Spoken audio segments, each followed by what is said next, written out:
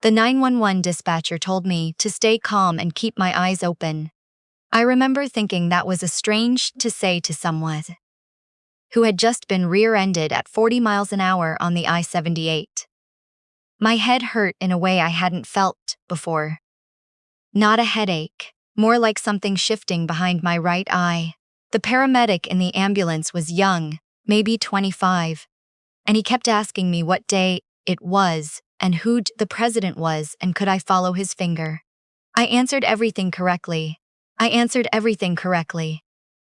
was proud of that, weirdly. I was lying on a stretcher with a neck brace on, and I was proud that I knew what day it was. He asked me for an emergency contact. I said my husband's name, Griffin. I gave him Griffin's cell number. The paramedic nodded and stepped away for a minute. When he came back, he said he'd tried twice and gotten voicemail. He asked if there was anyone else. I gave him my mother's number. That was the decision I will spend years turning over in my mind. Griffin was on a job site in Lancaster that day. He does commercial HVAC installation. And when he's on a big job, he puts his phone on silent and shoves it in his back pocket for hours at a time. I knew this. I had known this for 6 years of marriage. My mother's number was in my phone under Mom, and the paramedic found it in 30 seconds. And that is the entire reason my parents found out about my accident before my husband did. I need you to understand what I was like before all of this happened. Because I think it matters. I am a high school science teacher. I teach AP chemistry and regular track biology at a public school in central New Jersey. I have a master's degree. I coach the academic decathlon team. I am, by every measurable standard, a functioning and competent adult. I am also the oldest of 3 children, and for as long as I can remember, that title came with an invisible job description that nobody ever handed me, but everyone seemed to expect me to perform. My sister Becca is 29. My brother Kyle is 26. I am 32. Becca has never lived anywhere on her own. She went from my parents' house to a series of apartments where my parents paid the rent gap when her share fell short, which was often. She is not a bad person. I want to be clear about that, but she has never had to be particularly resourceful because the safety net was always there, always woven by my parents' hands, and I was just old enough to watch it being built and understand that there wasn't one being built for me. Kyle is different. He's just young and still figuring things out, and I have patience for that. But Becca, the things I have absorbed over the years so that Becca would not have to feel discomfort. The birthday money I handed over when she was short on rent, and my parents called and said, just this once, you know how she is. The Thanksgiving I spent alone, because Becca wanted to go to her boyfriend's family's house, and someone had to stay with our grandparents, and my parents chose me because I was, quote, the responsible one. The bridesmaid dress I bought for her wedding that cost me $340, and the shower gift and the bachelorette trip to Savannah that I charged to a credit card and paid off over 4 months because I was 28, and my salary had not yet caught up to my ambitions. I never said no. That's the thing. I never said no, and I told myself it was because I loved my family, and maybe that was even true. But looking back, I think it was also because no one had ever shown me what saying no looked like. In my family, no from me meant I was selfish. No from Becca meant she needed help. The ambulance took me to St. Peter's.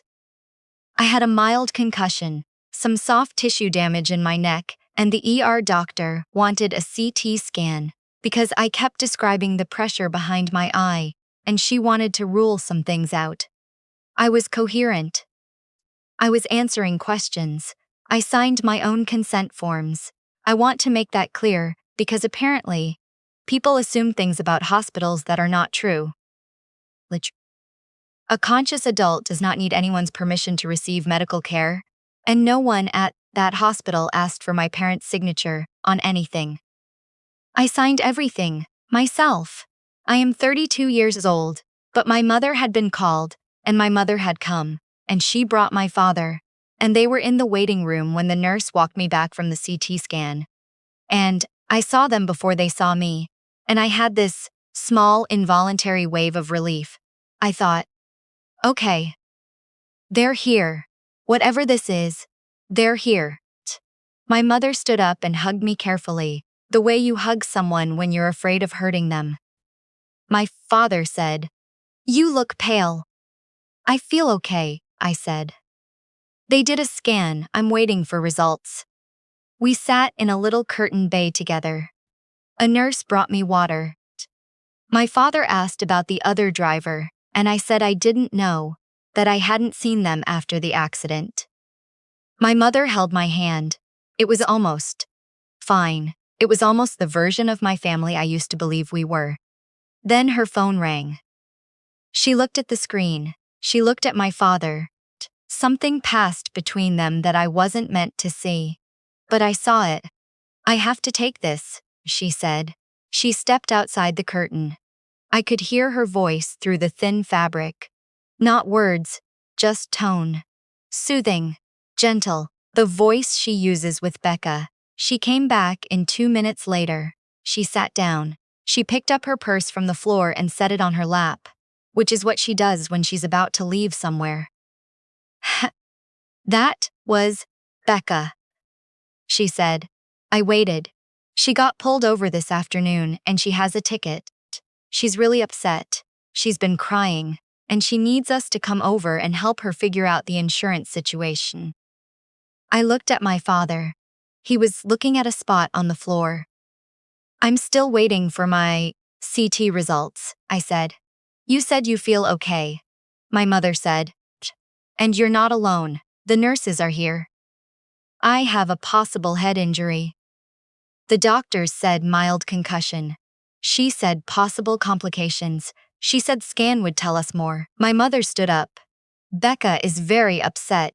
She's alone. I'm alone. I'm alone right now, in a hospital, waiting to find out if something is wrong with my brain. Amara." My father said my name the way he always says it when he thinks I'm being dramatic. Flat. A little tired. "Your sister needs us." "What's the ticket for?" I asked. "She ran a red light. The fine is $260. I laughed. I didn't mean to, it just came out of me. "Dad," I said. "I am in the emergency room." "You're stable," he said. "You said yourself you're stable." The doctor said stable.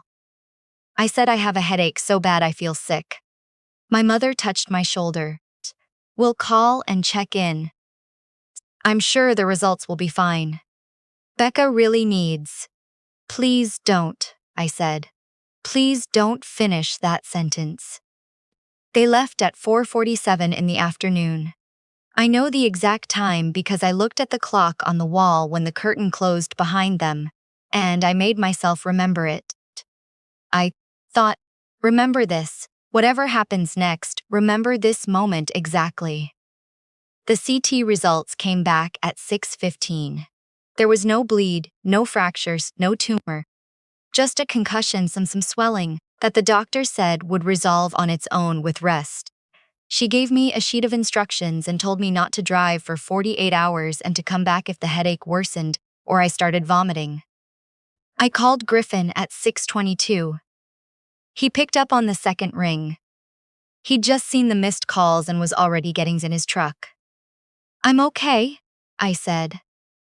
"I promise." The scan was clear. "I'm coming. You don't have to, Amara." He said my name the way my father says it, except with the opposite meaning. Not flat. Not tired. Certain. I'm already driving. He got there at 7:40. He sat next to me on the hospital bed and didn't say much. He brought me a bottle of Gatorade from the vending machine in the hallway. Because I'd mentioned once, 2 years ago, that When I feel sick, I want Gatorade, not water. And he remembered that. He held my hand while the discharge nurse went through the aftercare instructions, and he asked two smart questions about the follow-up timeline, and he carried the folder of paperwork when we left. In the parking lot, walking to his truck, he said, "Where were your parents?" "At Becca's," I said. He stopped walking. "Why?" "She got a ticket." He didn't say anything for a moment. Then he said, "A ticket? $260. Red light camera." He was quiet the whole drive home. Not angry quiet, thinking quiet. I've been with Griffin long enough to know the difference. Here is what I did not do. I did not call my parents that night to tell them the results. I thought about it. I picked up my phone twice. But I kept thinking about the way my mother picked up her purse and set it on her lap, that small preparatory gesture, before she'd even finished explaining about the ticket. Like she'd already decided before she told me. Like telling me was just the formality. So I didn't call. They texted the next morning. My mother first, at 8:12 a.m. "Hope you're feeling better, honey. Was everything okay with the scan?" My father at 9:45 a.m. "Any news from the hospital?" I put my phone face down on the kitchen table and made coffee. Griffin saw me do it. He didn't say anything. The thing about Griffin is that he grew up in a family where people said what they meant. His parents are not perfect people. No one's parents are, but they operated on a system of directness that always seemed almost foreign to me when I visited them. Early in our relationship, his mother, when she disagreed with something, said so. His father, when he was proud of Griffin, said that too. There was no subtext. There was no reading of purse placement or loaded silences. It took me years to stop bracing for the thing underneath the thing with them, because with them, there was no thing underneath. I think Griffin understood my family long before I did. He just waited for me to catch up. Over the next few weeks, I kept waiting to feel differently. I waited to feel the urge to smooth it over, to call my mother and say I understood, to rebuild the thing that had cracked. Instead, I felt something I can only describe as clarity. Not anger. Though there was some of that too, more like when you've been trying to read something in bad lighting for so long that you just accept the blur as normal, and then someone turns on a lamp and you see the words exactly as they are, and you think, "Oh, that's what this says." I started writing things down, not in any formal way. Just notes in my phone, things I remembered. The Thanksgiving. The bridesmaid dress. The time my car broke down on the highway at night and I called my father, and he said he couldn't come because Becca's boyfriend was over, and they were in the middle of dinner, and I should call AAA. The time I missed a work event I'd been planning for months because my mother called the morning of and said she needed me to take Becca to a doctor's appointment because she herself couldn't drive that day, and Becca didn't have anyone else. And I had said, "Okay, fine, I'll figure out the work thing." I filled 11 notes. 3 weeks after the accident, my parents invited Griffin and me to dinner. They do this, occasionally. Dinner. At their house. My mother cooks. My father opens a bottle of wine. Becca usually comes. Kyle sometimes does, depending on whether he's working that night. I almost didn't go. Griffin said he would support whatever I decided. I went because I wanted to see what normal looked like now. I wanted to stand in their kitchen and eat my mother's chicken piccata and see if I felt the same or different. Becca was there. She hugged me when I walked in and said, "Oh my gosh, I'm so glad you're okay. That accident sounded so scary." She said it the way you'd say something to an acquaintance. Warm enough, but thin. No weight behind it. My mother had made the chicken piccata.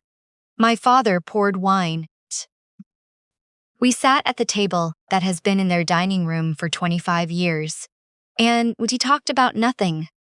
The neighbor's construction project, Griffin's job, whether the town was going to repave Oak Street this summer. About 40 minutes in, my mother said, "Oh, the insurance situation with Becca's ticket got sorted out, by the way. It wasn't as bad as we thought." No one looked at me. "That's good," Griffin said, "because he is a person who can fill silences with grace, even when I cannot." "We were so worried," my mother said. She was really shaken up. I set my fork down. Not dramatically. Just set it down. "I want to say something," I said. Everyone looked at me. When I was in the ER waiting for my CT scan, I was scared. "I know you thought I seemed okay.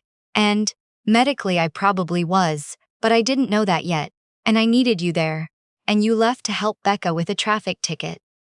My mother opened her mouth. I kept going. "I'm not saying this to start a fight. I'm saying it because I've never said it before, any of it, and I need to say it now.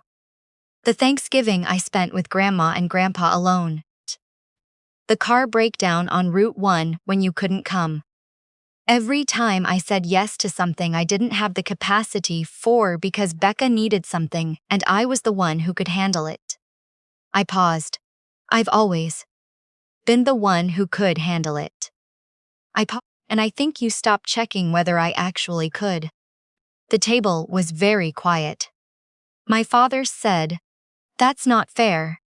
"I know you don't think so," I said, "but I sat alone in a hospital for almost 2 hours waiting to find out if I had a brain bleed. And you were at Becca's house because she got a ticket and was crying. I just need you to know that I remember that, and I need it to not happen again," Becca said. Softly. "I didn't know you were that scared." "I know," I said. "That's part of the problem. I won't pretend the dinner ended perfectly. My father said some things about how I'd always been independent, and he thought I preferred it that way." My mother cried a little, which is her most effective shutdown mechanism, and I felt the familiar pull to walk it back, to apologize, to say I didn't mean it like that. I didn't walk it back. Griffin put his hand on my knee under the table and I stayed in my seat. We drove home mostly in silence. Not bad silence. Settled silence. In the driveway, Griffin turned off the engine and sat for a moment. Then he said, "I'm really proud of you. I thought I might cry. I didn't. I didn't even say that much," I said. "You said enough." The months after were not a movie montage. My parents didn't undergo some sudden transformation. My mother still occasionally says things that make me have to breathe through my nose for 3 seconds before responding. My father still defaults to defending Becca in a way he has never once defaulted to defending me. But something shifted. Slowly, in increments, I started saying no. Not dramatically, not with a speech. Just, "No, I can't do that this weekend. No, I'm not available for that. No, I don't have extra money this month, and even if I did, the answer would be no." The first few times, my mother got quiet and hurt. The third or fourth time, she said okay. Then she moved on. The conversation moved on. And I realized something that should have been obvious years ago. The sky does not fall when I say no. My family does not fall apart. Becca does not shatter. She finds another way, or she doesn't. And either way, I am not responsible for the outcome. I changed my emergency contact to Griffin. I did this from my phone, on a Tuesday afternoon, sitting in my classroom during my prep period. It took 45 seconds. I don't know why I'm telling you this detail except that it felt significant in a way I hadn't expected. Such a small administrative task. Such a specific, concrete way of deciding who is the person I call first. A few months after the dinner, Becca called me. Not about a crisis. Not about a crisis. just to talk, which she almost never does. We talked for 40 minutes about nothing much. Her job, my students, a show we'd both been watching. At the end of the call, she said, "I've been thinking about what you said at dinner. I'm sorry I wasn't there more." "Mm, Thank you," I said. "I mean that. I think I always assumed you were fine," she said, "because you always seemed fine." "I know," I said. "I practiced." She laughed a little.